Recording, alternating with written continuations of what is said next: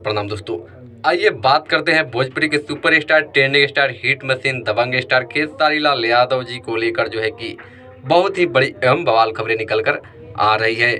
आपको बता दें कि साथ ही में शिल्पी राज जी का एक बहुत ही ज़बरदस्त वीडियो सॉन्ग जो है कि कल के डेट में रिलीज होगा, यानी 6:30 पर जो है कि 19 अप्रैल को रिलीज होगा। रिलीज होने से ही पहले ये गाना जो है तांडव मचा कर रख दिया है। आपको बता दें कि आज ही जो है कि कुछ ही घंटे पहले इस गाने का जो है कि टीजर जो है कि लॉन्च हो चुका है, जो कि बहुत ही ज़बरदस्त तरीके से जो है इस वीडियो को जो है कि शूटिंग किया गया है।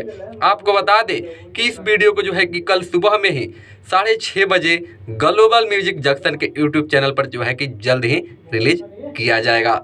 दोस्तों, वह इस गाने को जो है कि खेसारी लाल यादव जी और शिल्पी राज गाए हैं।